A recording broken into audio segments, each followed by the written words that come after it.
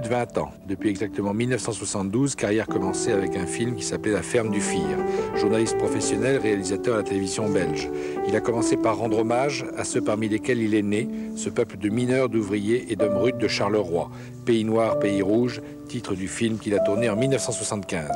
Fortement influencé par une tradition sociale et syndicale, il a ensuite exploré le grand large, le monde où l'on souffre, Maroc, Rio, Zaïre furent ses principales étapes. Zaïre avec le cycle du serpent en 1973, c'est une chronique de Kinshasa, donc du Zaïre, pays d'ailleurs où il a connu quelques petites mésaventures puisqu'il y a été arrêté, emprisonné, avant d'être expulsé. Thierry Michel, le Rouletabille de l'image. Rouletabille, c'est un personnage sympathique, hein, qui est connu pour avoir beaucoup bougé et beaucoup raconté ce qu'il avait vu par l'écrit. Et vous, quand vous faites Maroc, Rio, Kinshasa, vous cherchez quoi et vous voulez faire quoi? Vous voulez trouver quoi? Je pense qu'on veut se trouver soi-même.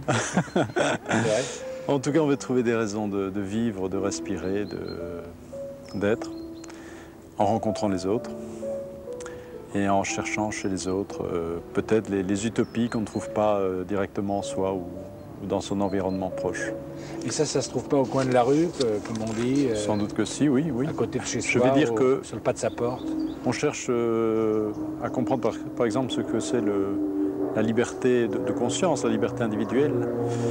Et je veux dire que mon expérience de la liberté qui a été la plus forte et la plus féconde pour moi était le tournage d'un film dans une prison, près d'ici d'ailleurs, la prison de Huy, où j'ai fait un film qui s'appelle Hôtel particulier, où j'étais à la rencontre de 5 détenus qui posaient tous la question de leur existence, c'est-à-dire des deux formes d'existence et d'utopie qu'un détenu peut avoir, qui sont ou l'évasion ou le suicide. Et c'est là, dites-vous, que vous avez appris ce que c'était le vrai prix de la liberté ou la vraie valeur de la liberté. Et que la liberté était bien au-delà des barreaux, des contraintes, que la liberté était quelque part en soi, et qu'on pouvait être détenu et être un homme libre. Et vous voulez dire par là que vous avez trouvé des hommes libres chez ces détenus? Bien sûr. Plus libres que ceux qui étaient en liberté, si j'ose dire? Oui, et plus libres que ceux qui étaient censés les garder.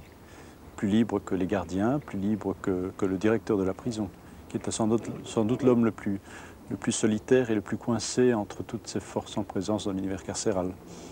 Et comment on met ça en image? Comment on dit ça en image alors?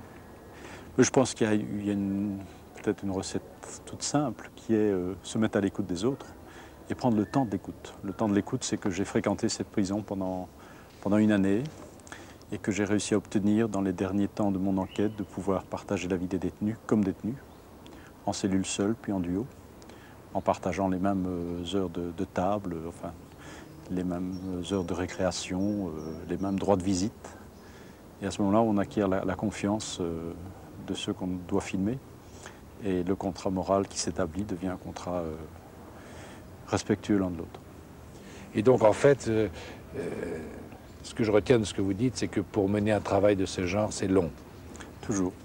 C'est vraiment le luxe pour lequel on se bat tous les jours, comme auteur, comme réalisateur, c'est d'obtenir du temps. Et je dirais que ça devient de plus en plus dur. De dire oui, je voudrais parler des gosses de rue au Brésil, mais je vais faire 3 voyages préalables pour vivre avec eux, pour d'abord les choisir, passer mon temps à traîner dans les rues de Rio et à rencontrer beaucoup de groupes de gosses, puis en choisir un, puis dans ce groupe choisir 2 gosses, puis devenir leur confident, leur ami, leur père moral, et puis tourner sur une certaine durée aussi. Vous savez, ce qui frappe beaucoup les gens, Thierry Michel, ceux qui ont vu vos films et qui connaissaient avant les endroits que vous avez filmés, donc Maroc, Rio ou l'Afrique, c'est la justesse du ton après un seul de vos voyages. C'est quoi? C'est un coup d'œil particulièrement précis? Comment faire pour être juste la première fois? Il faut être curieux, à l'écoute. Il faut très vite prendre, je dirais, des sortes de conseillers locaux, c'est-à-dire dire que de ce pays-là, on n'en connaîtra jamais vraiment les fondements, la culture, le mode de faire, mais que si on s'entoure de gens du pays qui, eux, ont cette connaissance approfondie, on peut tout d'un coup arriver à dire des choses qui seront après reconnues par les gens du pays où on était, ou du milieu qu'on a filmé. Je prends le cas du Zaïre, le professeur Mukendi, qui est le conteur du film d'ailleurs, a été, dès mon arrivée, mon conseiller. Il n'y avait pas un soir où je ne terminais, même harassé à 10 h du soir, mon enquête, où je ne repassais chez lui en disant « Tiens, j'ai vu le cardinal, il réagissait comme ça, qu'est-ce que ça signifie? Dans votre culture, qu'est-ce que ça veut dire? Tiens, j'ai vu le patron des patrons, il m'a dit ça, il était avec un tel, etc. » Et il me permettait de décrypter ce fonctionnement. Et à ce moment-là, je pense qu'on peut approcher d'une certaine vérité. Mais on ne fait jamais qu'en approcher, de toute façon. Juste une chose que j'ai manqué, Thierry Michel. Vous avez dit, donc vous avez fait un travail aussi important que de voir qu'un détenu pouvait être plus libre que l'apparente liberté du gardien. Quand on a fait ce travail-là, c'est quand même une satisfaction formidable. Pourquoi alors avoir poussé les frontières plus loin et avoir été à Rio, à Kinshasa et ailleurs? Alors que peut-être le fond de l'affaire, c'est peut-être oui. Une affaire proche de chez vous. Bien sûr. Oui, mais j'ai commencé par faire des films qui interrogeaient le monde industriel vieillissant wallon, à travers Pays Noir, Pays Rouge, Chronique des saisons d'acier, qui est un film sur la sidérurgie agonisante liégeoise. Et j'ai compris tout d'un coup qu'on était dans un univers vieillissant, où les utopies faisaient partie du passé. Un univers un peu concentrationnaire où le monde était fermé sur lui-même et sur sa propre problématique, sur ses égoïsmes. Et personnellement, bon, j'ai senti un appel de l'ailleurs, de me confronter à une autre culture, de me remettre en question peut-être. Alors que j'étais un fervent défenseur, presque militant d'une culture régionale, de l'affirmation d'une identité régionale, j'ai tout d'un coup ce besoin de basculer de l'autre côté, d'aller voir peut-être de l'autre côté du miroir, je ne sais pas si on peut dire, mais en tout cas d'aller voir ailleurs des gens qui avaient un autre mode de fonctionnement et puis un autre air, une autre lumière, une autre sensualité. Et alors, résultat du voilà. mélange. Résultat du mélange.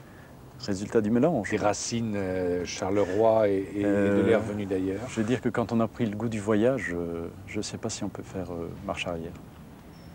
L'ailleurs est un appel tellement fort. Et puis on se crée tout un réseau d'amitié, de solidarité et presque, je dirais, une certaine responsabilité morale. Ce qui s'est passé avec le Zaïre est frappant, c'est que j'avais fait un premier reportage sur les émeutes en 91, le cycle du serpent, documentaire de longue durée, puisque c'était 1h20. Et puis les Zaïrois ont fait de ce film un peu leur porte-drapeau d'un état des choses, d'un état des lieux et d'une nécessité du changement. Donc le film a énormément circulé. Partout, mais y compris au Zaïre où il est interdit, mais où les copies de cassettes se sont multipliées à l'infini, chacun copiant la cassette, un peu comme les samizdas dans les pays de l'Est. Au point d'ailleurs qu'il y a des cassettes dont j'arrive à peine à reconnaître mes personnages, parce que la qualité, se dégrade, mais où les gens regardent ça religieusement. Donc. Et puis ils m'ont dit, mais enfin, surtout, ne nous abandonne pas, nous sommes dans une crise tellement difficile, les journalistes sont peu présents et ont difficile à obtenir les visas, les autorisations, etc. On va t'aider, on va t'assister, mais reviens, continue à être présent sur ce terrain-là. Alors, ceux qui habitaient Charleroi quand vous étiez tout petit en culotte courte, vous voyez passer à l'époque sur un vélo avec un appareil photo en bandoulière. Vous en savez des choses. Je voudrais savoir à quoi vous rêviez quand vous étiez sur ce vélo avec votre appareil photo. J'étais pris par la poésie du paysage.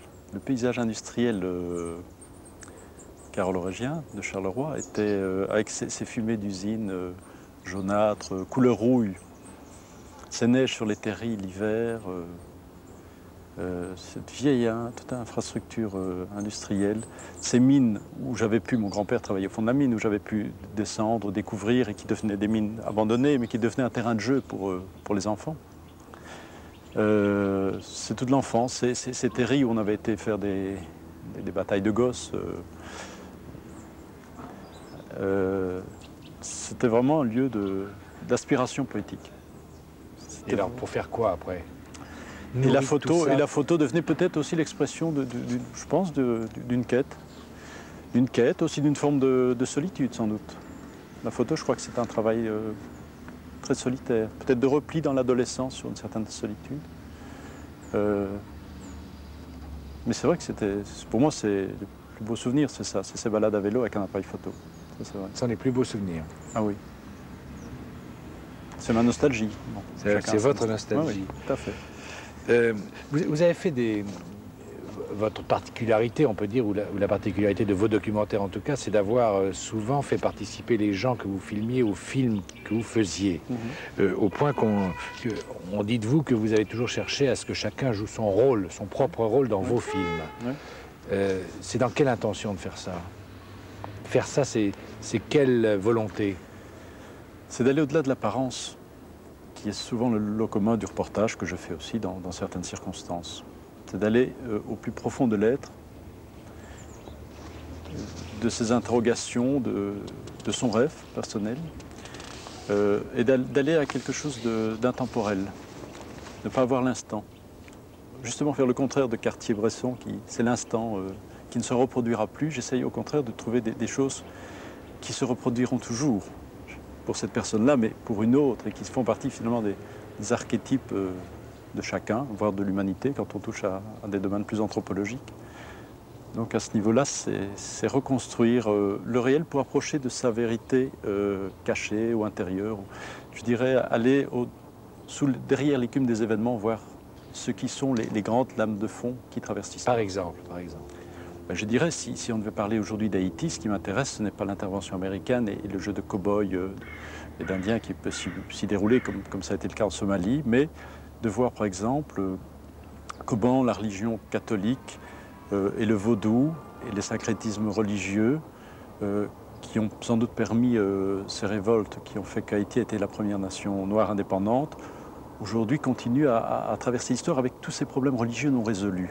Et comment chacun, tantôt Duvalier, peut utiliser le vaudou comme arme d'affirmation d'une identité, en fait pour mieux asseoir sa dictature.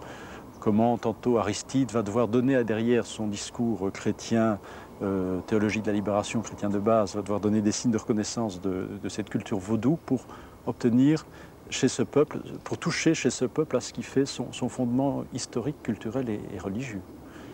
Alors quand vous tournez des documentaires avec des gens qui jouent leur propre rôle, ça veut dire que de manière générale, vous n'aimez pas les acteurs, vous n'aimez pas les gens qui jouent des rôles? Mais j'ai fait 2 longs métrages de fiction, donc où j'ai travaillé avec des acteurs. C'est peut-être juste de dire ça. C'est peut-être que je n'ai pas la même sympathie, la même osmose. J'ai sans doute plus dur à diriger un acteur qu'un non-acteur. Ça, je crois que c'est juste. Maintenant, je vois bien toute la richesse de la fiction, c'est de pouvoir dire ce qu'on ne peut pas dire en documentaire. Mais il y a la fragilité de la fiction, qui est l'artifice, qui est le non-vécu, qui est l'enjeu. Quand un acteur joue son propre rôle, il joue avec sa propre vie et sa propre mort. Quand un détenu accepte d'être filmé à visage découvert alors qu'il est condamné à une longue peine et qu'il sait que le jour où il sortira, cette image publique va rester et qu'il sait surtout qu'étant en prison, le fait d'apparaître dans un film peut rallonger sa peine ou la diminuer par des mesures de grâce ou l'allonger par non-remise de peine. Donc il y a un enjeu qui est tel à ce moment-là, qui n'est pas l'enjeu du contrat qui a été signé entre un acteur et un réalisateur, que c'est sublimé, ça prend une force terrible, qu'aucun film de fiction sur une prison, enfin personnellement je ne ressens pas cette puissance. Je sens la qualité de l'acteur, la force d'émotion, la qualité du scénario, etc. Mais je ne sens pas qu'il y a cette personne réelle derrière qui joue des choses qui sont essentielles pour lui et qui deviennent à ce moment-là essentielles pour le spectateur. Si on laisse au spectateur, si on fait le film documentaire de manière telle qu'on n'assène pas une vérité au spectateur, mais qu'on lui montre un trajectoire, une existence, et qu'on lui dit voilà, face à ça, laissons le choix au spectateur, laissons-le réfléchir, il faut l'interroger, il ne faut pas lui... C'est peut-être la différence entre le reportage et le documentaire, c'est que le documentaire pose les questions, amorce des réponses, mais sans les donner, pour laisser la place au spectateur, et que le reportage doit donner des données précises, statistiques, journalistiques, qui fait que... Et lorsque vous dites, que vous avez dit à l'époque qu'en tournant ces films avec les intéressés jouant leur propre rôle, vous aviez appris des choses et eux-mêmes avaient appris des choses. Oui. Qu'est-ce que peut apprendre celui qui tourne son propre rôle? Il peut apprendre beaucoup de choses. Je vois bien ce que vous apprenez, oui, mais lui? Lui, il peut apprendre beaucoup de choses, oui. Par exemple? Qu'est-ce qu'un mineur apprend lorsqu'il joue un rôle de mineur dans un documentaire de Thierry Michel? Le fait de participer à ce film tout d'un coup et à la réflexion que va poser ce film sur sa vie peut changer sa vie, je pense. Comme pour un détenu, comme pour un gosse de rue. Oui, tout d'un coup, il va se poser une série de questions. Il va être mis dans une situation de réflexion Et d'avoir assumé aussi ce rôle, d'avoir assumé tout d'un coup cette médiatisation. Il n'est plus un anonyme, il sort de l'anonymat. Mais je pense que dans la dynamique et dans la maturation que le film peut avoir durant la phase d'enquête et durant la phase de tournage, il va devoir se situer et faire sans doute des choix. Oui. Et vous croyez que vous l'aidez en faisant ça? Ou bien que vous lui compliquez la vie? Je pense jusqu'ici que j'ai plutôt aidé, mais ça peut changer. Ça dépend qui. Évidemment, je n'ai pas la même attitude quand je filme un gosse de rue et quand je filme le patron des patrons à Kinshasa. Je pense que j'ai compliqué la vie du patron des patrons au Zaïre, sans doute, peut-être un peu. Ce n'est pas une volonté, mais peut-être que l'image qui en est ressortie, ou d'autres, je dirais, il y a les gens du pouvoir et il y a les autres. Ceux qui ont la maîtrise du pouvoir, qui sont des notables dans la société, à quelque poste qu'ils soient. Disons que là, j'ai peut-être, je ne vais pas dire moins de scrupules, mais je n'ai pas de cadeau à leur faire. Ils savent eux-mêmes se les faire. Lorsque on a roulé sa bosse comme vous, à la fois dans les prisons et puis, disons, dans les pays les plus défavorisés, on est plus serein des choses qu'on a vues ou on est plus inquiet? J'ai envie de dire plus serein, oui. Vous êtes plus serein qu'avant avoir tourné? Oui, et je relativise beaucoup plus de choses. Et je constate que finalement, partout, dans la misère la plus noire, la vie est là, quoi, nécessairement, et renaît de ses cendres. Et les gens ont une capacité d'adaptation, une force d'identité personnelle, de résistance existentielle qui font que je fais confiance en l'homme. Je trouve que chaque fois, c'est des leçons de vie sur la mort. Un mot sur une année de votre vie qui a précédé le cinéma, où vous avez été établi, comme on dit, c'est-à-dire que vous avez été en usine pendant un an. Ouais. C'était dans quel esprit que vous avez passé ces 12 mois en usine?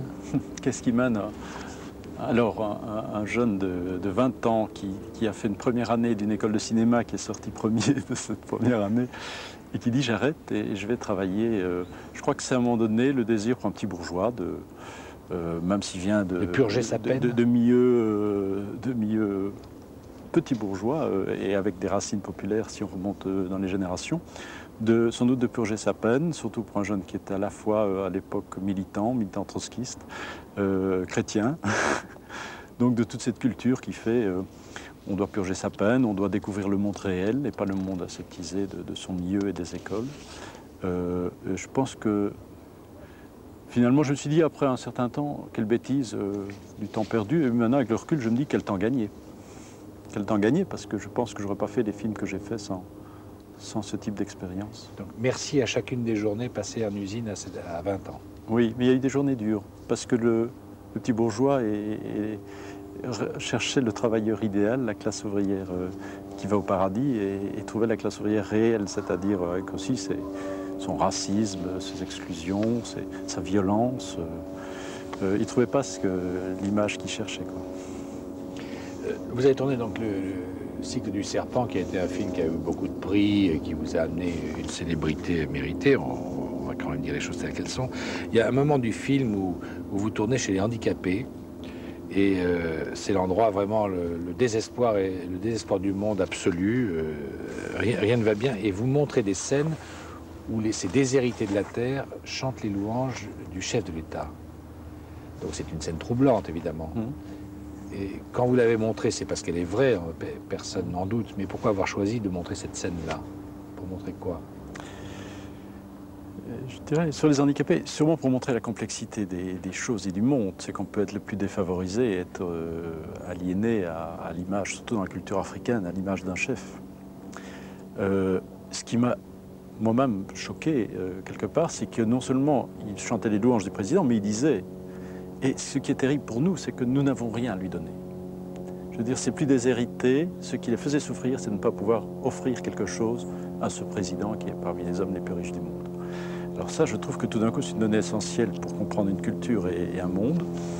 L'autre chose sur les handicapés, moi je n'ai pas ce même sentiment que vous, que je trouve que ces handicapés, dans la misère la plus immonde qui est la leur, ont un instinct de vie terrible. À preuve, le match de football qui joue sur des moignons.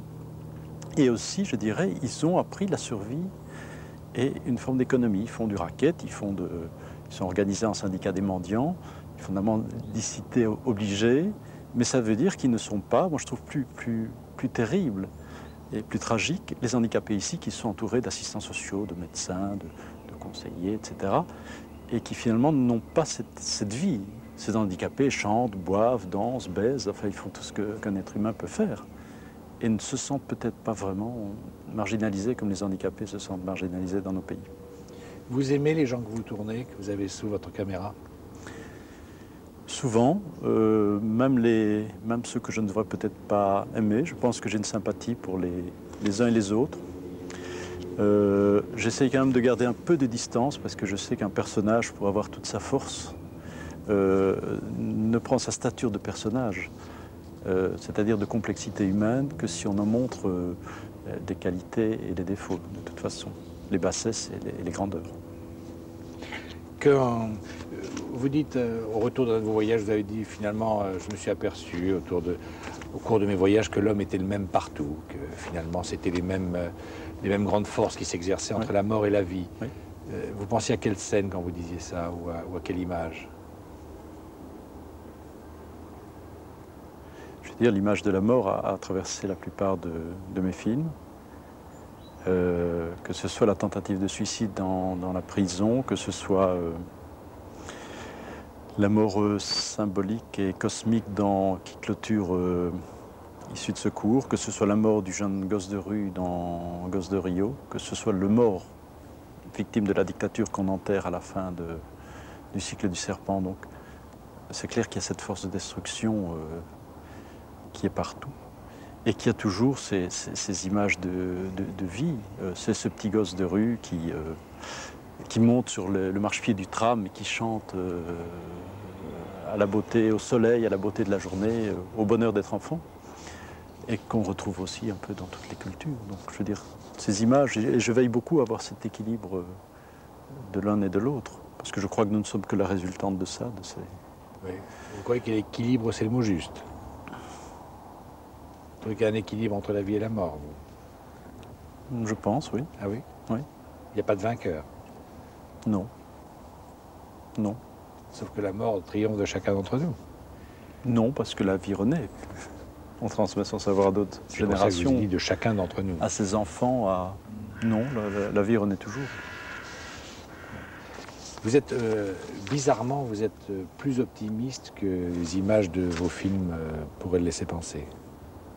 Dans le fond, vous pensez que le rire l'emporte, hein, sur les forces qui veulent détruire. Oui. Je n'ai peut-être pas encore suffisamment exprimé dans mes films, mais ça, c'est... Vous faites dire une phrase très drôle au chef d'état-major de l'armée du Zaïre. La pitié ne fait pas la force des armées. Hein, c'est quand même une phrase qui est tirée de... Oui. Hein. C'est une phrase que vous avez entendue, par exemple, cette phrase-là, ou bien c'est une phrase que vous avez conçue comme étant une perle du genre? Ah, c'est une perle, oui. Oui. Mais, je veux dire, on retrouve... Il y a une thématique du pouvoir dans le cycle du serpent. Lui va dire la pitié ne fait pas la force des armées, il faut savoir punir avec amour. Le cardinal dit il faut obéir à papa et à maman. Le chef spirituel kimbanguiste dit il faut obéir à Dieu, Dieu vous observe. Je veux dire, le pouvoir zaïrois s'appuie sur une tradition d'obéissance paternaliste qui est sans doute un héritage de deux choses, évidemment de cette culture africaine bantoue où le vieux aura toujours raison sur le jeune. Le chef coutumier est investi de tout pouvoir, mais sans doute aussi de la colonisation belge qui, à mon avis, a cultivé un paternalisme très particulier. Vous qui êtes un homme d'image, Thierry Michel, qui vous exprimez par les images, quelle est, de celles que vous avez vues, la plus belle scène de cinéma que vous ayez vue?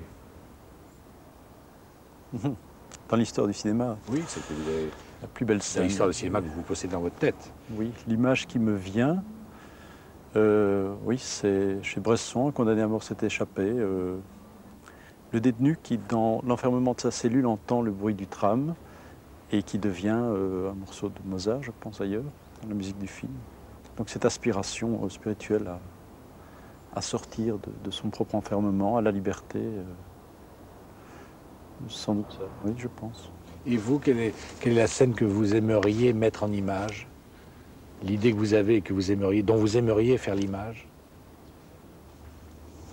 Alors là, je dirais chez Pasolini, je pense que c'est dans Médée, mais je ne suis pas sûr. Un personnage qui remonte vers un arbre à travers... il y a des chanteurs arabes, et il remonte vers cet arbre qui est au milieu du désert et qui est la sève, qui est la force de vie, qui est la puissance, qui est sans doute l'image symbolique la plus forte dans les images de cinéma que j'ai vues. J'aime beaucoup Pasolini. Merci Thierry Michel et courage pour la suite. Merci à vous.